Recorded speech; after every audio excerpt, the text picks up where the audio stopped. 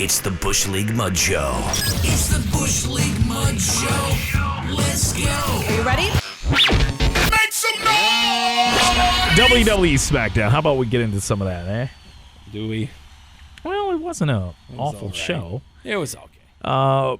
Snow Mahal, as Pat McAfee kept calling it all night. They were in Omaha, Nebraska. And a couple of weeks away from the Rumble, and they did, I felt, about as good of a job as you could to try to get you invested in the fact that Roman Reigns and Seth Rollins will be going at it for the Universal title.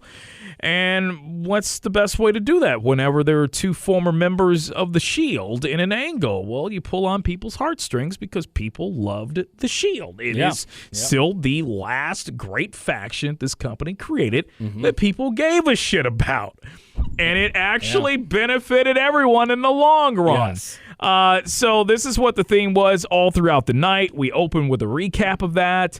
And, of course, we had to throw in the stuff between Reigns and Lesnar as well, arguing over Paul Heyman. So we got Reigns and we got Lesnar at this time of the year being pulled in multiple directions because of the unfortunate positive COVID test that Reigns got. So I'm very interested to see how they get out of that to get these two back at it. But for right now, it was Reigns and Rollins on SmackDown.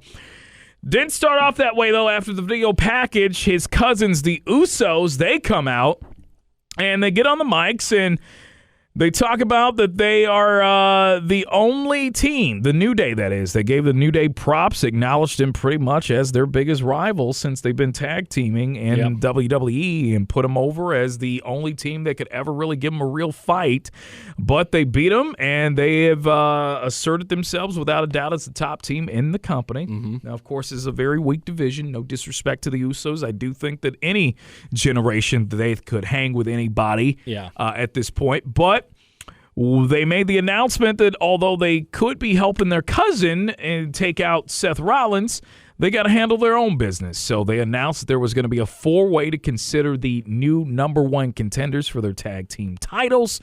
And boy, if you thought that the tag team division in WWE was weak before, the fact that they even shined a light on this, I mean, they really made themselves look bad.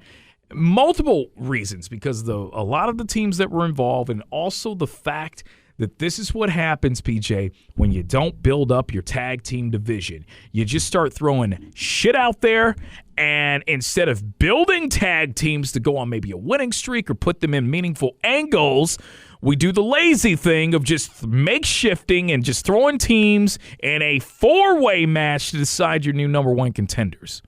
Yeah. So what we got... But I will tell you, one tag team that was put together is over in my house. I heard about it.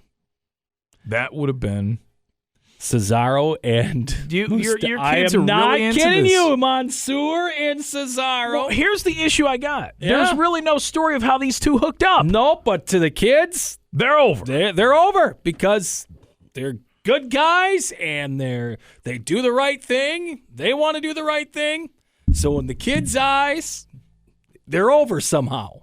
So this could maybe lead to something. Okay, well, they were one of the teams involved in this match, Cesaro and Mansoor. We get Los Lotharios, Humberto and his cousin Garza. We get Jinder Mahal and Shanky. That was a joke. And you just knew the entire time was going to win this damn match because they were the only true faces with any kind of history in this match, and that was the Viking Raiders. Yes. So we get one fall to the finish. We got the Usos on commentary the entire time. Nothing great about this match. I mean, it did its purpose of just determining the new number one contenders, the Viking Raiders. They were your winners. The Usos, they at first act like they're really excited. They grab the mics, though, and proceed to talk some shit to the Viking Raiders to let them know that they will never be the champs as long as they have the belts. And apparently the Usos are favorites of Pat McAfee as well. You never know. Is McAfee a heel? Is he a face? Yes, he goes both ways. He just goes both ways. So, yes, he was down. He's been down since day one, apparently, because he was on the Usos side and this whole thing. Not a great match, dude. Again, it did what it was supposed to do. Gave us the new number one contenders. Your thoughts of this? Because this is what happens when you're not really building teams as successful challengers to the throne, I guess. Well, you hit on that. They're reaching. They're trying to find something. They're probably finding out, we put too many decent tag teams. We don't have a lot, but we probably loaded up the Raw roster a little too much. Then we left the cupboard really bare here on SmackDown with these. Even though we left the Usos there, obviously with the storyline and bloodline. I mean, it's pretty weak right now what they have to deal with. Yeah. We get our next segment. We've got a backstage segment of Sonya Deville. Naomi, she comes in to see her, wants to know why Sonya is holding her back. And Deville says that when that jacket is on, she is Naomi's boss and doesn't like Naomi's attitude. Now, Naomi, she needs to basically get out of the office before she loses her spot in the Royal Rumble match, according to Sonya. And here's my thing. Naomi and Sonya, they do fine on camera together. Mm-hmm. Now, Naomi, she eventually leaves. Adam Pearce comes in to talk about how cold Sonya, he's talking to her about the temperature. This also became a theme of the night, the room temperature in the office. So you already know where this is kind of going because she's making the mention of the jacket, and now all of a sudden it's getting colder in the room. But anyways, my thing with this, Naomi and Sonya, I've liked the angle. It doesn't offend me. I like it. However, this has gone on for a couple of months now. Yep. We still haven't gotten a payoff. We still haven't gotten what I figured was going to be a match of Sonya actually making her actual return, not some BS tag match in which Shayna Baszler's doing the dirty work for it. This has got to pay off at some point. We're going on a couple of months, but your thoughts on this? It's starting to run a little long here. Are they trying? Because I could see her getting screwed in the Rumble by Sonya. So then still you're not getting a match between the two. I could see where this is still going to continue on. I don't know if it makes it to Mania. That would be way too long, I think. But we'll see. I don't know if it'll be a blow-off on the show. I think maybe that's what they're making it for, so they can have, a marquee match of a storyline on the show coming up after Mania, because, they are going to have to do some things on there to fill some time and whatnot to get to Mania. So, that could be a good story to finish off on SmackDown. But, they got to start dropping more breadcrumbs and just getting to the eventual finish of this thing. We start off SmackDown with the package of recapping everything between Reigns and Lesnar, but at this point, this is our first time seeing a package. They have prepped together the history of Rollins and Reigns, mainly looking at the original Shield run. So as they're doing this, I was thinking to myself, and I know for you, and you talked about what Fox probably wanted to help hype this thing up and all that, newer viewers that maybe didn't know the previous history of these two in the Shield. As I'm watching this stuff, I'm thinking to myself, he's had really no Usos around him the last few weeks. There's no Heyman. Yeah. He's feuding with Lesnar on top of Rollins now over this belt. Yeah. So he's been coming out solo.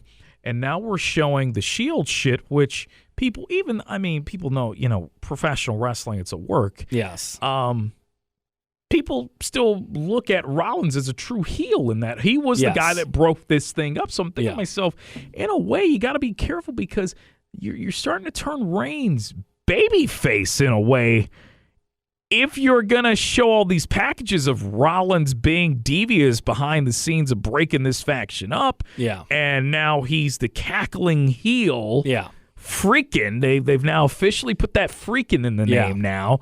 So I'm like, it kind of makes Roman look like a little sympathetic in a way. Now, they tried their best to try to flip that in the main event with the stare down between these two in the ring. Did they, though? Yeah. Well, they tried. There was some wording in there that kind of made me think the same thing, that Roman's the face in this. Yeah. So, but after that, we got Sami Zayn, who comes down to the ring to address his beef with Johnny Knoxville. He made official he's also going to be entering the Rumble as well. And then he said that there's no bigger jackass, though, in WWE than him, which that got a loud pop reaction. It was like a psycho sit. Now, this was clearly done on purpose. We knew what he meant, that he could do jackass better than Johnny Knoxville, but the fact that he addressed himself as a jackass, that got a nice little funny pop from the crowd. Anyways, he decided that in an attempt to do Johnny Knoxville better at the whole Jackass thing, he created his own segment called In Zayn, and he was going to attempt a stunt. He's got a ramp there right outside of the ring, and he's got two guys that I'm sure right now is currently in WWE developmental. They were going to assist him in a ramp jump in a very small shopping cart. The attempt to go up this ramp and go into the ring. Now, he stalled multiple times, which got boos from the crowd. And eventually, as they finally got a 3-2-1 or 1-2-3, however way order they did this, to push off and run him down to the ramp, he, at the very last second, decided to cut it off again, got out of the ring. He jumped out, jumped right into the ring. And then that was where he was distracted by both Rick Boogs and Shinsuke Nakamura. He gets distracted. He's looking at Boogs. He turns around. Nakamura hits him with a Kinshasa, and then he gets press slammed into a crash pad outside the ring by Boogs. So this was more of just a comedy act more than anything. But I love it. I love Sami Zayn is earning his contract and then some in the last year with the conspiracy theory thing, and now the Jackass thing, and then the stuff with Brock was pure entertainment. If you're here for the ha-ha, he's doing great. And, of course, he can work his ass off in the ring, too. So, Sami Zayn, he's the locker room leader of SmackDown. I'm buying it. I am. I'm loving Sami Zayn. We get a backstage segment because, of course, we did. Aliyah finally, after several months, finally ready to make her singles debut. She hopes that she doesn't embarrass herself.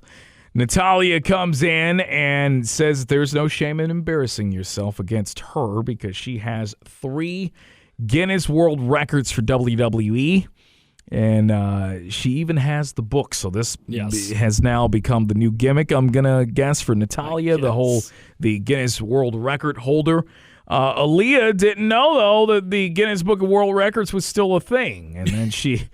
Natalya glared at a joke on commentary. Yes, it did. Aliyah, she walks out and goes down to the ring, and after Aliyah makes her entrance, we get Natalya, who's still in the back, to talk about her records, the most matches by a woman in WWE history, most pay-per-view matches in WWE history, and the most wins by a female in the company's history. And she says that later on, or in a few minutes, actually, when she gets into the ring with Aliyah, she's going to set a 4th record for the fastest win in WWE history, breaking the mark of 3.8 seconds. Natalya gets into the ring and immediately stomps Aliyah down in the corner, unloads on her. This is before the bell. The referee, he's ready to call this thing, but Aliyah, she's begging and begging and begging. And actually... the bell finally rings, and as Natalya is approaching Aliyah, she rolls her up for the pin. And this is at 3 seconds, PJ, in which they made the announcement at ringside that this was now a new WWE record for the fastest pin. So debut match, Aliyah is a record holder, 3.1 seconds. This is clearly just kind of play off the storyline. Yeah. I guess we're going to do now the new thing for Natalya about her being this record holder. This is going to end with, I don't know, maybe Natalya just doing the honors for Aliyah. Well, this She's was done all the about honors for a lot. This was all about McAfee on commentary. Fantastic. He threw out the question out there. Well, how's she going to beat her? I'm doing the math here. How's she going to beat her in 3.9 seconds? Oh, this is how. And she's beating the hell out of her before the bell. And all of a sudden, then the 3.19 roll up. Oh, there it is. That was for commentary, and they were on there, and then he's like, I guess it's a thing. There it is. There you go. And then McAfee was talking about how he was a Guinness Book World Record in something until some kid in high school broke it. Lasted 10 minutes, right? Yes. Here you go. Backstage again, Adam Pearce, Sonya Deville. They think it's getting pretty hot in the office, but the thermostat seems to be broken. I was waiting for Kane. Well, but it didn't come. Now, if they were in Knoxville, we know that hell would have, hellfire and brimstone, baby. We get another Reigns Rollins history package. This time that was looking more at Rollins turning on the Shield this time. Then we go back to the ring. Michael Cole, he's standing there in the middle of it and brings out Lita, who's looking like a Oompa Loompa. She looked rather fucking orange as she came out, so I don't know. a lot of time at the tanning bed. Lita still looks great, by the way. First time on SmackDown, they continued to make a point of this. First time all night, they kept talking about it. First time in nearly 20 years, Lita on SmackDown. She says she's glad to be back home, proud of her career. And she never got to be in a Royal Rumble in her day, though, and now she's going to win the match and headline WrestleMania. And we talked about this, that, the way this is going, as soon as they announced her for this, social media immediately jumped in and said, just make this the fucking Mania match. Yes. You need someone for Charlotte. Just make this the Mania match. Every year we're bringing legends out of retirement. We're clearing people. We're bringing people back to sell tickets. Yep. And right now there are no true, real contenders for Charlotte that we want to see her work with for the time being. Make the damn match. So I'm guessing that's what we're looking at right now. We're maybe. Becky's name was also mentioned Becky in this. was named in this. So after this, Lita, she goes through a whole spiel. Cue the Charlotte music, who comes down to interrupt, saying she's going to handle the rest of the interview. She says that the run that Lita is on right now will be over, and her WrestleMania dreams will also be over as well. Now, Lita, she talks to Charlotte, says she's heard about Charlotte, doesn't get the flashback Friday Tanya Harding thing. She doesn't get that whole thing. Charlotte came out looking like a figure skater, she ready for competition. She did the little pose. Looked great, by the way. But that was brought up. She doesn't get how Charlotte doesn't tip over with that giant head, as she mentioned. Then we got a very cheesy giant head chant from the crowd. Yep.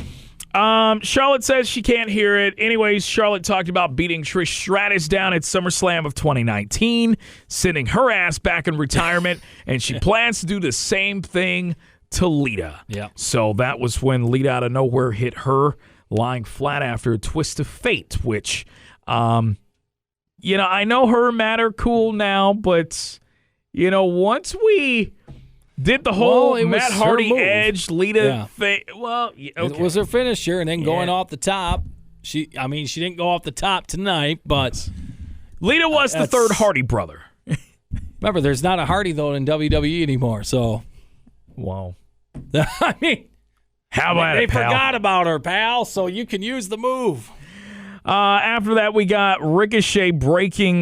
We saw that again. Ricochet breaking Ridge Holland's nose at day one. Sheamus says that he's ready to get some revenge for Holland's sake. So we get a match of Ricochet and Sheamus for the 50th time in the last calendar year. Work so much. Yeah. We get a point in this match. Fast forward all the way near the end. We got 10 forearms to the chest of Ricochet. So Sheamus goes up only to get sent face first into a post. Springboard sunset bomb that gave Ricochet a 2, and a regular sunset flip got him the same, and then a broke kick to knock Ricochet's ass silly again for a 1-2-3 loss. So there you go. It is what it is. They got to the end pretty fast, and I was very thankful for it because, as you mentioned, these guys have faced off so many times. Way and too it's much. amounted to nothing for Ricochet. No. Not even Which I'm sure Sheamus wouldn't mind losing the Ricochet. Yeah, but you know how they feel about him in the back. And clearly. it hasn't really pushed Sheamus any further either. I mean, they're just stuck right there. We got to look back at Aliyah's record-setting win, which is now an official record. Then we get another backstage segment. Sonya Deville and Adam Pearce, they're still complaining about the heat, so Pearce goes to check out maintenance, try to see where they are. Sonya takes the jacket off, and of course, this is where we see Naomi back in the office and said that it's now time to fight since she doesn't have the jacket on. Adam Pearce is quick to get back into the office to separate the two, and feels that, just like Naomi has thought, that Sonya has been unfair. She was moving that goalpost all around during that title match last week between Naomi and Charlotte, and that he feels it's only right that Naomi gets her second shot again next week on SmackDown for Charlotte. So here's the thing, though. He didn't say anything or make a judgment on Sonya's barred from ringside or barred in any way from this match. So we're going to get another fuck job. Yeah. And this will continue between Naomi and Sonya. And it's kind of, strange where they are. Are they supposed to be heels? Are they supposed to not be heels in the authority position? Because they keep going back and forth on this. He was so hell-bent on Raw winning the Survivor Series. And I mean, it's still confusing, all of this angle for them in the power angle, I guess. We get a look at Seth Rollins again, another package. This time, Rollins cashing in the Money in the Bank at WrestleMania 31 in San Francisco. As many people remember, he was on that card earlier in the night. He had faced and lost to Randy Orton. One of the best RKOs of all time. Absolutely. And then we get the main event match. The first time, I want to say, that Reigns and Lesnar headlined at WrestleMania. That was in San Francisco at Levi Stadium at WrestleMania 31. That's when the first mention of Paul mentioning Reigns' family. Correct. That was the first time Because people that made that connection that Reigns' dad was in the business. Yes. Yeah. And so that was a Lesnar-Reigns match in which Rollins cashed in, became champion at the end of the night. First time that, and I want to say, has that been the only time that Money in the Bank's been cashed in and a Mania main event. So we got that. We got a match of Kofi Kingston versus Madcap Moss. Before the match, Kingston, he's reading a proclamation that King Woods is injured and will be out of the Rumble. Now, this was what Woods had. He made this official. He appeared on G4's Attack of the Show earlier in the week, and he revealed that he's going to be out of action due to this leg injury that he says happened when he was jumping back in the ring. This was during that tag team match last week with the Usos. He was jumping back in the ring to hit a DDT, and that's when it happened. So 4 to 6 weeks is what they're saying right now. The plantaris, which is a muscle located underneath the calf muscle.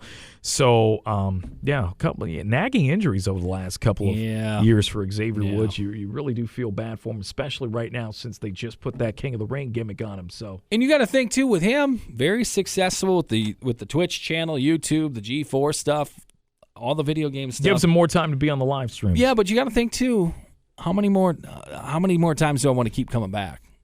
He's got his PhD too. Yeah, very smart like he guy. Really needs wrestling. Yeah, he doesn't. So I mean, eventually that question's going to creep in. After that, we get Happy Corbin and Madcap Moss coming down. Corbin's bragging, says that life is good for him. Very happy. Showed off a brand new $50,000 watch that he just recently purchased, which looked like a $200 Citizen watch, if you ask me. I've had plenty of Citizens in my day, so that's exactly what it looked like. But, hey, maybe it was one of Vince's watches for all we know. Yeah, that's probably what it was. So you'll lend him a cape next week. Yeah, so we got this match, Kingston and Madcap Moss going at it. And Madcap Moss, really nothing special about the match. Didn't really go long at all. Madcap Moss with a victory over Kofi. Yeah, it's just another match that was there. Didn't do anything for anyone. No. They got through it fast. That was to get us to the showdown, the face-to-face showdown to end this show. Seth Rollins and Roman Reigns. Seth going to be challenging for the belt, the Universal title that is, at the Royal Rumble. And we get in, and Rollins gives his spiel. Reigns comes down. And before he decides to address anything that Rollins has said about him, he quiets down for the crowd in Omaha to acknowledge him. Mm-hmm. Rollins throws out the shield fist, and Reigns says that that's beneath him now. But Rollins brings up the fact that Reigns has never beaten him in a title match, and everything that Reigns accomplished, would it be possible without, has he ever accomplished anything really on his own since the Shield left? And he went on to talk about how he had just a fine career before he even met Roman Reigns. Now, of course, this is shining a light on the Tyler Black ROH days and all of that, while he said Roman, in his words, was still riding the pine in the CFL. Yes. And even though he didn't throw the jab, he could have said just like your cousin, because old Dwayne was riding the pine in the CFL too, right? So we're going back and forth with this, and that makes Reigns laugh because while Rollins, he's still in the past. Reigns says that he is the best ever, and Rollins says that he was climbing the ladder long before they ever got into contact. Anyways, this goes on and on and on, and eventually Rollins says that he helped create Roman Reigns and he can now destroy him, but Reigns says that if he wanted to face a star, Rollins wouldn't have been his pick, especially not out of his own house. He would have rather picked his wife. This was enough to get Rollins kind of quit from the whole cackling thing to actually yeah. kind of take it more serious. But by then, we get the Usos ready to make a run into the ring to take Rollins out. But Rollins, with his spidey sense, was able to duck and dodge and get the hell out of the way. He runs out of the ring, jumps on the commentary desk. The Usos go after him there, and he's able to escape there, gets back into the ring, stares Reigns down again, and the Usos can't give it up. They take one more stab at it, and Rollins able to get out of the ring unscathed. We got these guys staring each other down, and 2 weeks ago to Rumble, and I thought they did their job, I guess, to get you invested into this match and take your mind off of Lesnar for a week. That whole creator line was very interesting that they brought that up, because you've heard the stories that Chris Hero was supposed to be in the Reigns spot of the Shield. And Rollins, I think he had a little say in that. So I'm surprised they are kind of bringing that a little bit to light. If people dig into it and looking for it, that they're actually making that out there now. So that was interesting to see, and that kind of makes him the heel in this. In Reigns, trying to fight back against the guy, but then all of a sudden his cousins come running in, and you don't know who the hell to cheer for in this match, I guess. All right, AEW Rampage, we'll get into this quick. We'll just breeze through it. They were, of course, still in Raleigh. They taped this after the Dynamite on Wednesday night. Commentary team, again, I don't know why we need 4 people. We got a commentary team of Excalibur, Taz, Chris Jericho, and Ricky Starks once again.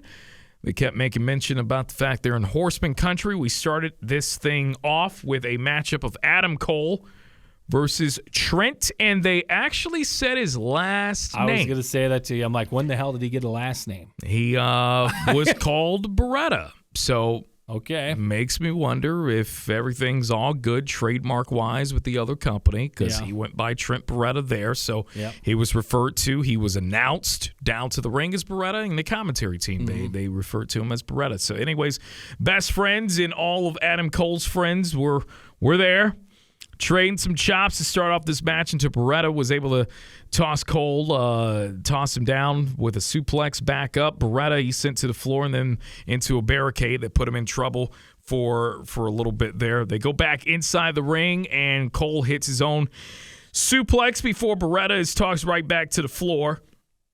At that point, we got a Panama Sunrise that got countered into a backdrop, so then Cole sent him into the barricade. We got a break. We come back from it. Beretta, he's fighting out of a chin lock, tornado DDT that planted Cole. And Beretta then dropped him down again for a 2 count. There's some German suplex in there to rock Cole again, but he's right back with a brainbuster onto the knee. Beretta doesn't really seem to mind as he comes back with a power driver of his own, this time on the apron. At this point, we get Cole, and he's back with a Panama Sunrise, like no later than 15 seconds later. Yeah. And then we got another Panama Sunrise that got countered into a suplex, hard clothesline from Beretta. Cole, he still can't hit that damn Panama Sunrise. Beretta reverses it into a strong 0 for a 2.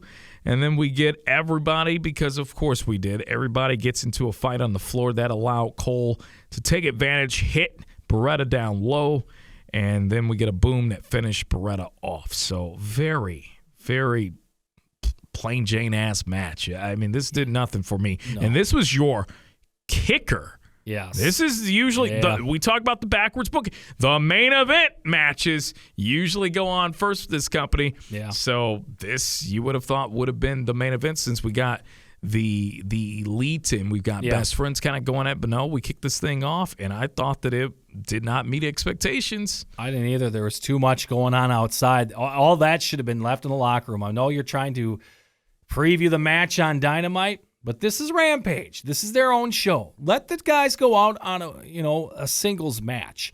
Yes, you could do all the shit afterwards and do the run-ins and all that stuff, but let them have the match without the 2 teams coming, because that distracted everything. And it just took away. The factions going at it, I'm going to tell you, was the least of my concerns. I'm going to tell you what bugged me about this match, which downgraded it from what I thought that, and maybe they just were not given much time, even though this match went about 11 or 12 minutes. Well, remember, they could edit this shit down. And correct. From what we see. We had so many big moves in this match, and we got people kicking out. Yes. We got pile drivers on aprons. They're getting up in 20 seconds. Like, what the fuck? Like, that was ridiculous to me that we had all these big moves in this match, and guys are just getting up, guys are just kicking out, and it took for a low blow. Yeah, that was your finish. And Trent, too, coming off of that neck injury, there were some spots in this match. I don't know who the hell allowed them to clear them. The spot when Cole rips his leg off the apron, and he that was a nasty-ass bump he took on that apron. Yeah. It looked like it was close to the neck area. It's just, there's some things that they've got to start talking to these guys and say, yeah, I know you're cleared, but you got to be careful. Yeah. I know the other company likes to, that's why you like coming here. We'll clear you. We'll put you in the ring. But, man, there were some bumps and some, moves. I would not have said, Trent, take that. I would have said, nope, we're not doing that. We still got to keep this guy good condition. Let's get a match in or two here on Rampage, and let's just go from there. Yeah, we got out of that. We got a package. Thunder Rosa and Mercedes Martinez, who are apparently ready to really hurt each other. We get then a badass entrance, just given to the wrong guy. It wasn't really badass. I liked the entrance. I actually did. I like Shawn Spears' entrance. And then you realize that once he takes the hood off, that's fucking Shawn Spears. And you're like, well, what the fuck? So we got the chairman of AEW. I was waiting for a bucket of fucking water to fall on him and do a flash dance. That's how stupid this fucking thing was. So he's coming down the ramp. Before he comes all the way down, he calls Wardlow out. And they walk down together. Wardlow's dressed up in a suit and doesn't really look happy to be down there with Shawn Spears. Spears then hands him the chair as he gets ready to go into the ring to put in some work against Andrew Everett. This match started off with Spears immediately sending him into the corner. Everett then does a handstand in the corner to escape. We get back into it. C4 finishes Everett off in 57 seconds. So I prefer all of my Shawn Spears matches, whether he wins or loses, to be that long. This was all to spark up Shawn Spears hyping up his soon-to-be loss next Wednesday night against CM Punk. And Spears doesn't realize that he's crossed the line until he's already over it, and all it takes is one swing of his chair. Which is not legal in a match. So it would cost him a victory. I'm just kind of looking at this, and I'm like, why is Wardlow taking a backseat? Like, honestly, you just could have fucking had Spears out there on his own to do this shit. Well, where's Tully? Apparently, Tully thinks here's my thing. Spears comes out. Mm-hmm. Doesn't need Wardlow at all. No. Taking his guys out. Yeah. He can beat guys in 57 seconds, but Wardlow is a guy who can beat guys in 57 seconds. And Shawn Spears is jumping him outside the ring before the bell hits. Yeah. I don't get that. It's all confusing booking and gimmicks between these two. Am I thinking this too much? No. Am I making sense here? Yeah, you're making total sense. I don't understand. Shawn Spears is a bigger badass that can finish guys off quicker than Wardlow, who's bigger than him. And you would think the gimmick, or how he's working as a character, is he would do the shit where he would throw the guy outside the ring and then have Wardlow beat the shit out of him, throw him in the ring, get the 1, 2, 3 quick victory. No, they're doing the freaking, like you said, they're doing the complete opposite right now of the characters. I'm not joking when I say that after this, I saw what I thought was the best damn segment all week on AEW. We got a diss track, probably the best diss track of 2022. Compliments and courtesy of the Acclaimed. This won the night for best segment on all wrestling program. It did, hands down. Because first I saw this come on, I'm like, what the hell is this? And then I dropped the audio down. It's golden. I actually loved it. Yes. We get a music video of the Acclaim, a diss track on Sting and Darby Allin, who they apparently seem that it's very weird. Don't like the fact that we've got an old man who's friends with a much younger man. Yeah. So here's the thing. We got all kinds of references in this. Oh, yeah. Now, the story's out there that Darby Allin was on Sex sent me to the ER, Yep. which he admitted this was a made-up story for TV to entertain the masses. So that was referenced in this. Yes, it was. Caster also referenced Sting taking the buckle bomb. Yep, they'll give him that. And then we got constant talks about Sting having to have a bat for reasons of compensation. Yes, exactly. I mean, they just nailed this out of the park. It's just too bad that this shit's going to end with them losing a tag match. Yeah, it's going to end with them losing, and then, unfortunately, they do the AEW thing is they didn't go to break after that, so then people could react, and it'd be on social media, and it could gain some traction. Then people could tune in and say, what the hell did I miss? They went right into the next damn match. We went right it was into done. a match of, again, the Bunny with Penelope Ford and Nyla Rose with Vickie Guerrero at the ringside versus Chris Statlander, Red Velvet, and Leyla Hirsch. So, I mean, that segment needed to go into a break. People needed to react. And the action on had that. already started. Once we cut to the match, they were already basically going at it. Yeah. So we get into this match, and Nyla Rose, she hit a belly-to-belly suplex on Leyla Hirsch. But lets Hirsch get over for the tag to Statlander. Bunny comes in, gets taken down with a front face lock. And then that followed by a power slam for a 2 count.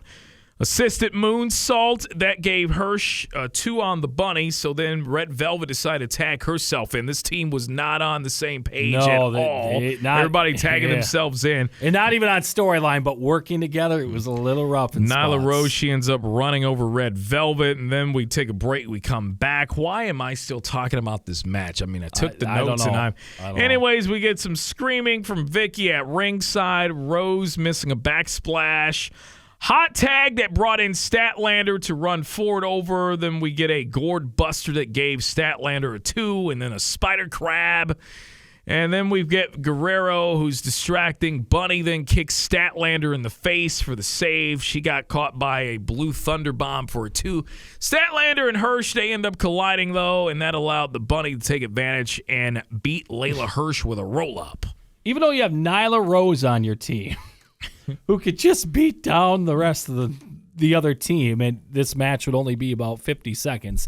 It takes a roll-up from the Bunny to win the match. There you go. Moving on, because I don't want to talk about this anymore. We got a backstage segment. Dan Lambert, again, with Scorpio Sky and Ethan Page. These guys are worthless. I'm just, every Sky time I actually, see I thought, cut a pretty good promo. He did, but he you just know doesn't need he's to be gonna with these lose. guys. Well, yes. That's the problem. These are losers. They don't win anything. They say they're winners in their promos, but they haven't won a damn thing ever. This was all circling around the TNT title. Scorpio Sky wants to know why he isn't getting a title shot when he, in his mind, is the face of TNT. Says it doesn't matter whether it's the real belt or the interim one. He says Cody and Sami, they can figure it out on their own in terms of how they want to settle it, but he wants dibs after so he can take the belt. So we move on. We get Ricky Starks, who's ranting about Jay Lethal messing with Team Taz business. So, of course, this is where we get Jay Lethal to interrupt this. Lethal says he's been watching Starks for a few months now and doesn't really remember him wrestling very much, and the challenge is thrown out for the FTW title, which Lethal on the mic admitted is not a recognized belt. No. But because of the fact that he knows that Starks, it means everything to Starks right now, that's why he wants to take it from him. Yeah. Starks didn't like that, had to be held back. They took Lethal out of there. They have to keep these two apart. So he says with Starks, we know we probably won't get the answer tonight.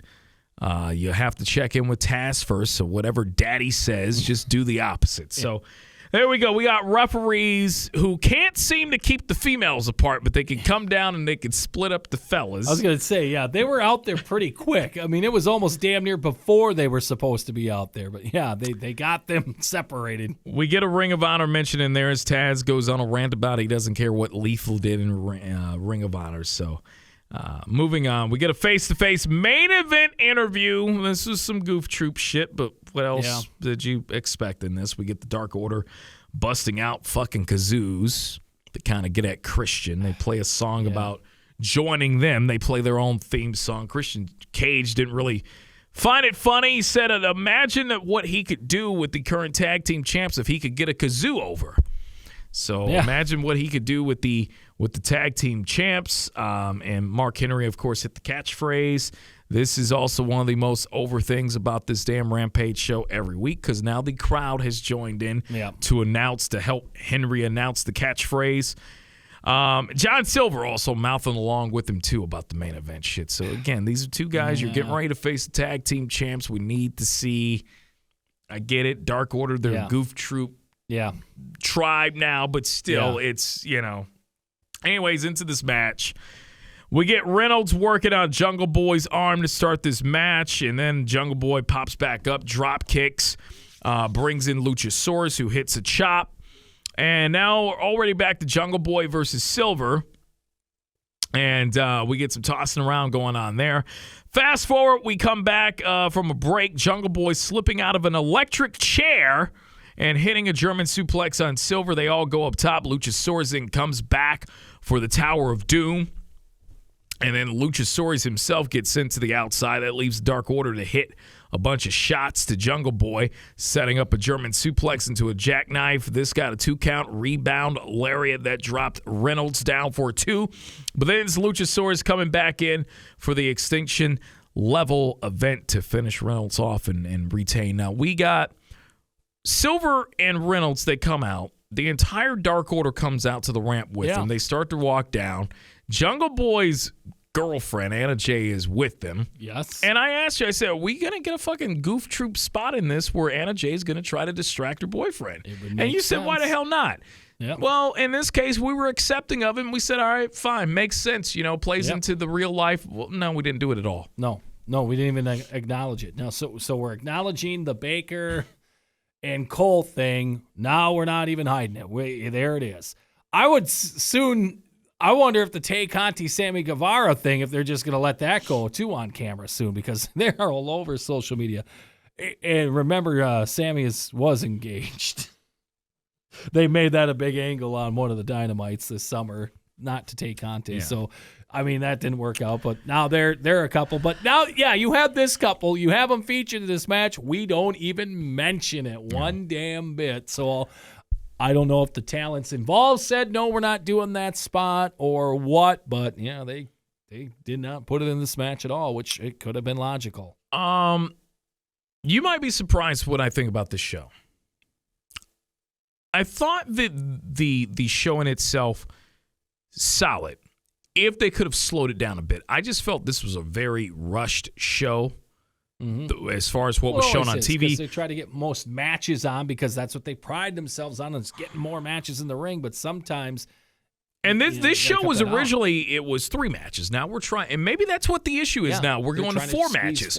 We're trying to squeeze in 4 matches, and now these shows just vignettes too. Yeah, and now we're trying to get all that in. So I don't know. If it were me, I'd just go back to the 3 matches. At least I could simmer into it a little bit more. But ever since I've gone to the 4-match format, I just feel like all these shows are just rushed for Rampage. It's just something to kind of fill an hour. Went 20 minutes. You don't need the first match to go 20 minutes every night. You just don't. And then it came off lukewarm to me. Exactly. You got everybody kicking out of finisher-type maneuvers. Yeah.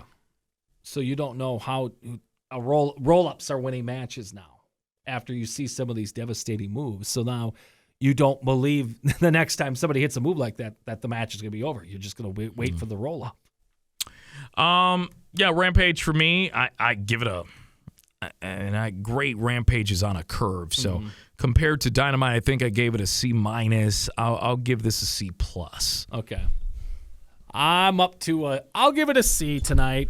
Again, the Acclaim spot, like I said, the best thing. You didn't throw shit around, so I think that was good enough for a C at least. Yeah, it was a C, but the Acclaim thing was the best thing on wrestling programming probably all week. So that's what helped save it in my eyes, and we'll give it a C. All right, episode 31, Slade PJ with Bush League Mud Show. Like and subscribe wherever you listen to your favorite podcasts and social media. Follow us. Promise we'll follow right back at Bush League MS Pod. We'll be back at you for a Raw review early next week.